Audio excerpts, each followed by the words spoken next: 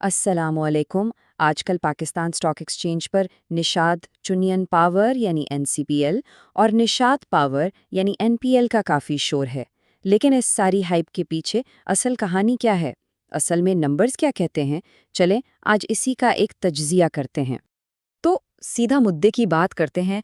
सबसे बड़ा सवाल जिसका जवाब हर कोई जानना चाहता है वो ये है, जेको को सालाना कितनी गाड़ियां बेचनी पड़ेंगी कि इन दोनों कंपनियों की अर्निंग्स पर शेयर यानी ईपीएस पर कोई ठोस कोई माने खेज फर्क पड़े।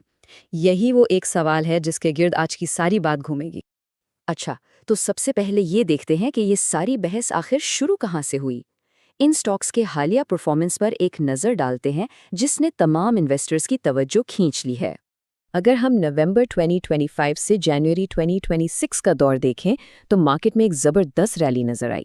एनसीपीएल जो तकरीबन 25 रुपए के आसपास था वो 56 रुपए तक चला गया और एनपीएल की कीमत भी 35 रुपए से बढ़कर 74 रुपए तक पहुंच गई। ये नंबर्स खुद बताते हैं कि मार्केट में कितना स्ट्रॉन्ग सेंटिमेंट था।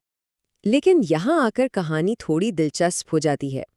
एक तरफ तो स्टॉक की कीमतें आसमान से बातें कर रही हैं, लेकिन दूसरी तरफ जब हम पिछले 12 महीनों की अर्निंग्स पर शेयर देखते हैं तो वो दोनों कंपनियों की नेगेटिव में है। तो फिर सवाल ये है कि आखिर इस जबरदस्त तेजी के पीछे ड्राइवर कौन है? और इस क्यों का जवाब हमें मिलता है नेक्स्ट जेन ऑटो नाम के एक नए प्रोजेक्ट में। यही वो कनेक्शन है जो इस सारी मार्केट एक्टिविटी की असल वजह है। तो नेक्स्ट जेन ऑटो है क्या? ये वो लोकल कंपनी है जो पाकिस्तान में जाई कोगी प्रीमियम एसयूवीज को असेंबल करने, बेचने और उसके ब्रांड को डेवलप करने की जिम्मेदार है। समझ लें कि इस कहानी का मरकजी किरदार यही कंपनी है। अब सवाल ये है कि इस प्रोजेक्ट में हिस्सा किसका कितना है। जैसा कि आप देख सकते हैं एनसीपीएल और एनपीएल दोनों का इसमें तकरीबन 33% का हिस्सा है।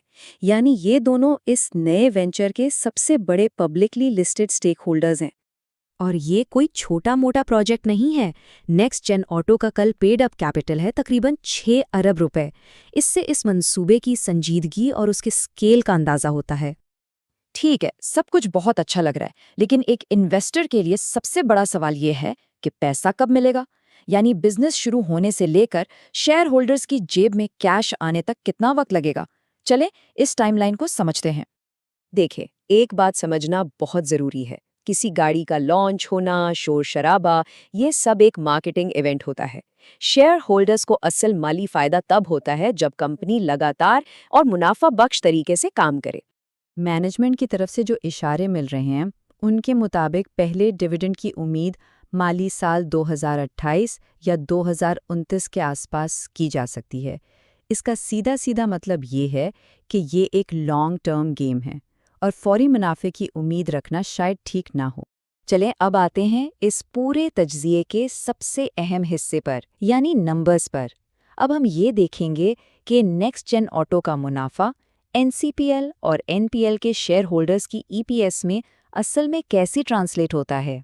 ये टेबल सारी कहानी वाजे कर देता है।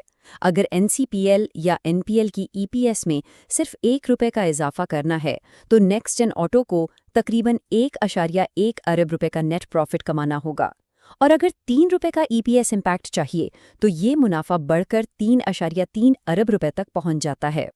अब यहाँ एक और अहम फर्क समझने वाला है। एक होता है किताबी मुनाफा और दूसरा होता है असल कैश जो हाथ में आए। इक्विटी अकाउंटिंग के हिसाब से तो प्रॉफिट बुक्स में नजर आ जाएगा, लेकिन असल कैश डिविडेंड की सूरत में मिलता है। मिसाल के तौर पर अगर नेक्स्ट जेन 3 अरब रुपए का मुनाफा कमाती है और उसमें से 50% डिविडेंड देती है तो शेयर होल्डर्स को असल में फी शेयर तकरीबन 1.36 रुपए का कैश मिलेगा, न कि पूरे 2.7 रुपए। अच्छा, तो अब इन अरबों रुपए के बड़े बड़े अहदाफ को एक आसान हकीकी दुनिया के मेट्रिक में बदलते हैं कि आखिर ये मुनाफा कमाने के लिए गाड़ियां कितनी बेचनी पड़ेंगी। हिसाब बहुत सीधा है। चले फर्ज करते हैं कि एक गाड़ी की औसत कीमत 80 लाख रुपए है। इस पर अगर 5% का नेट मार्जिन लगाएं तो हर गाड़ी पर तकरीबन 4 लाख रुपए का मुनाफा बनता है। तो 3 अरब रुपए का सालाना मुनाफा कमाने का मतलब ये हुआ कि जेकू को साल में तकरीबन 7,500 गाड़ियां बेचनी होंगी, यानी हर महीने तकरीबन 625 गाड़ियां। ये है वो मैजिक नंबर जिस पर सारी गेम मुनहसर है।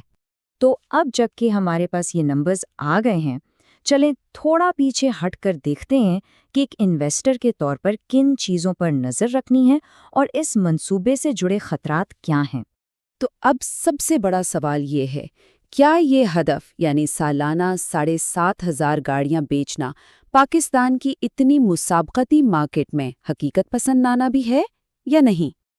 देखें, ये हदफ हासिल करना कोई आसान काम नहीं होगा। चैलेंजेस बहुत हैं। फॉरेन एक्सचेंज का मसला तो हमेशा ही रहता है। मार्केट में टोयोटा, किया, हिवाल जैसे बड़े खिलाड़ी पहले से मौजूद हैं, तो मुकाबला बहुत सख्त है। फिर हुकूमती पॉलिसियों का भी कुछ पता नहीं होता कि कब बदल जाएं, और बुलंद शरह सूद का माहौल भी इस सफ़र को मुश्किल बना सकता है। तो एक बाखबर इन्वेस्टर को किन चीज़ों पर नज़र रखनी चाहिए? सिर्फ लॉन्च की खबरों और हाइप को छोड़कर असल नंबर्स पर फोकस करना ज़रूरी है। यानी असल डिलीवरी के अदाद-ओ-शुमार क्या हैं, ना कि सिर्फ बुकिंग के। कंपनी के प्रॉफिट मार्जिन्स कैसे हैं, उसका कैश फ्लो कैसा है और डिविडेंड पॉलिसी पर क्या अपडेट्स आ रही हैं। इस मंसूबे की कामयाबी का असल पैमाना यही मैट्रिक्स होंगे। और आखिर में एक ज़रूरी बात, इस तज्ज़िये में जितने भी आदाद-ओ-शुमार पेश किए गए हैं वो सब तखमीनों पर मबनी हैं और सिर्फ मालूमाती मकासद के लिए हैं। ये हरगिज़ कोई सरमायाकारी का मशवरा नहीं है। कोई भी फैसला करने से पहले हमेशा अपनी रिसर्च खुद करें। तो सोचने की बात यह है कि क्या इस तवील मुद्दती मंसूबे का मुमकिना इनाम आज के मार्केट में मौजूद हकीकी खतरात के काबिल है?